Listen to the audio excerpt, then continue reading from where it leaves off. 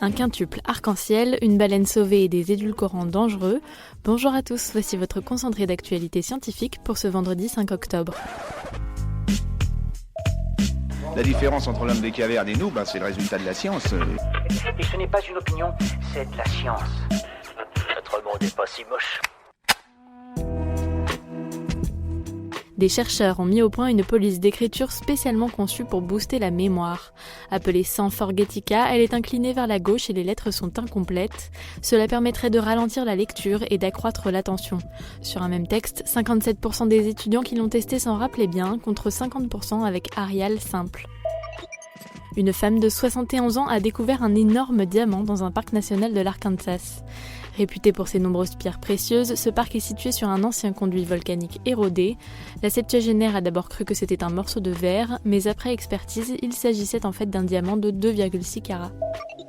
Même en petite quantité, consommer de l'alcool quotidiennement est mauvais pour la santé. D'après une étude menée auprès de 40 000 personnes, les buveurs profitant d'un ou deux verres d'alcool au moins pendant minimum 4 jours par semaine verraient leur risque de mort prématuré augmenter de 20%. C'est un phénomène très rare, un quintuple arc-en-ciel a été observé dans le ciel du New Jersey. Cette réaction est provoquée lorsque les gouttes d'eau sont presque exactement de la même taille. Les rayons du soleil vont alors non seulement se réfléchir à l'intérieur des gouttelettes, mais aussi s'interférer comme des ricochets. Si les doubles et les triples sont plutôt fréquents, les quintuples arc-en-ciel sont en revanche plus difficiles à observer. Super, j'adore. Alors écoute-moi bien, je vais essayer d'être clair avec toi. Ouais, génial. Un sauvetage de grande ampleur a eu lieu cette semaine en Argentine. Une trentaine de personnes ont réussi à remettre à l'eau une baleine à bosse qui s'était échouée sur une plage. Il a fallu 28 heures d'efforts assistés d'une grue. L'animal de 10 mètres de long et lourd de 7 tonnes a pu regagner l'eau avant d'être guidé par bateau. L'avionneur européen Airbus vient de livrer à Singapore Airlines le premier avion conçu pour effectuer des vols commerciaux très longs. Capable de parcourir 18 000 km, soit plus de 20 heures sans escale, il établit le record actuel. Cette technologie se traduirait par une réduction de 25% de la consommation en carburant et des émissions de gaz à effet de serre.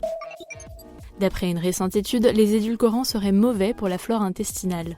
Présents dans un grand nombre de boissons light, chewing-gum, desserts ou même sirop pour la toux, ils perturberaient notre microbiote intestinal. Les édulcorants sont déjà accusés de favoriser le cancer, le diabète de type 2 et les migraines. Des scientifiques ont étudié le rôle des taches des girafes et elles s'avèrent très importantes.